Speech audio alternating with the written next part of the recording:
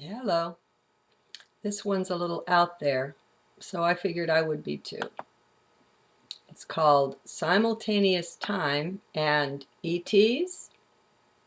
It was the first one on April 1st, 2010, 12:46 a.m. So the Mayan calendar day was 9 seed or lizard since the sun wasn't up yet. Okay. Uh, Simultaneous Time and ETs. Syrian, Andromedan, and others, and more on mission. Boy, the last journal I recorded, 6 for flow, 1 for go, surely was strange. I suspect my dolphin friends of having a little fun with me there, but we'll see. Nothing firm yet, just a suspicion. They are so playful, you see, always ready for a romp, or so it seems. I suppose they're serious too, but I haven't seen much evidence of it. I also want to get to know the great whale beings, but I haven't had that honor or pleasure yet, though I've seen them, even delivered them warm greetings. We haven't yet found one another's close frequencies. It's intriguing how this expansion out into the all that is has occurred thus far, though mind would like to think it a logical progression. It's not. I seem to make friends with or enter into this or that very specifically, and not some homogeneous expansion out into everything. Remembering another journal, the one on having a mission or not, I seem to have a bit more of an answer on that one. Yes, and also no. Oh, well, now, that's a useful one, says mind with a sideways grin. Let's see. Yes, in that all of us, when we arrive on Earth, just before taking incarnation, are quite aware of certain senses of what is the purpose of the upcoming life.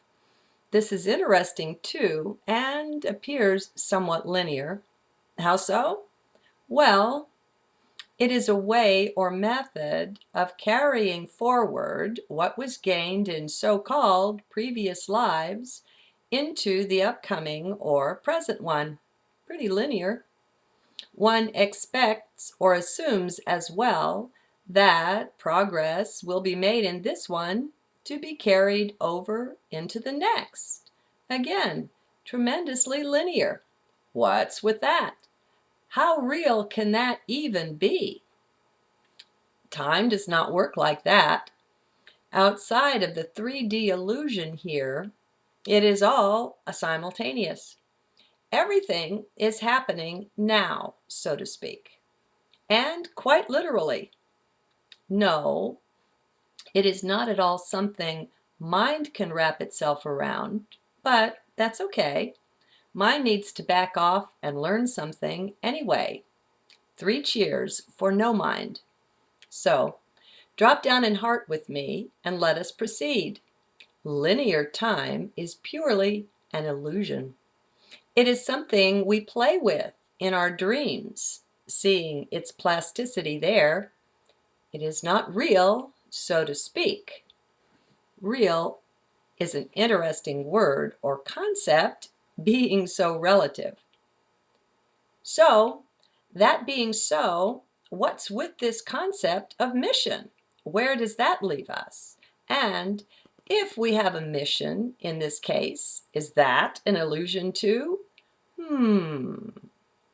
The interesting thing about this simultaneity of time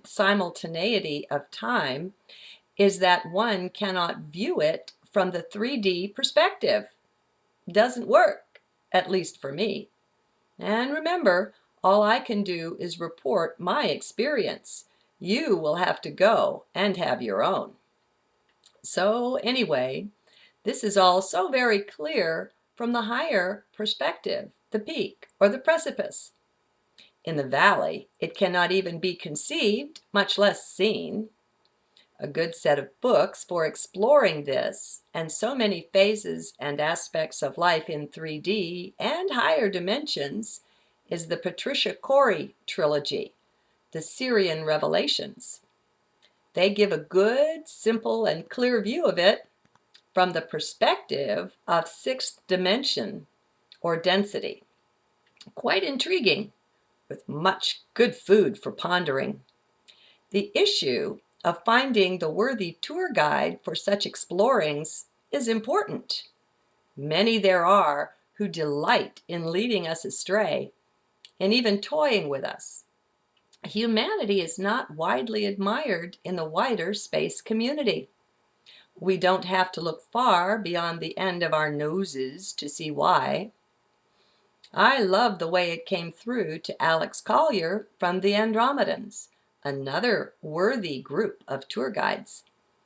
In one of their council meetings, where a wide variety of what we would call ET life met to discuss Terra, our Earth, it was said, quote, "They don't respect themselves.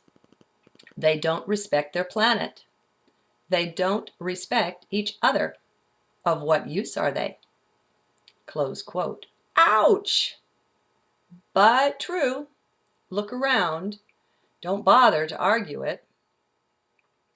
I am grateful that the slight majority in that council meeting, however, decided in our favor to bring help and assistance. We are truly blessed. A quick word about this, however. This is no space rescue. No savior breed come to clean up our mess.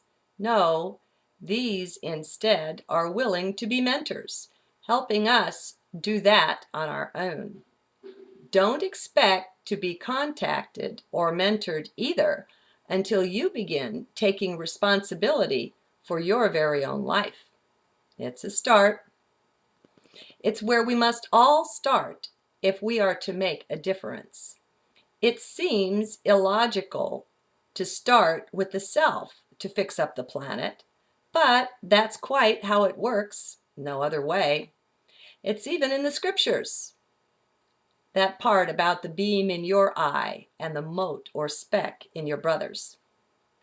This may seem strange from the 3D perspective, but as we all rise up in awareness, we see the simple good sense of it, taking responsibility and ceasing the blame game, whether blaming others or self. It's a dead end. And I've gone on long. More later.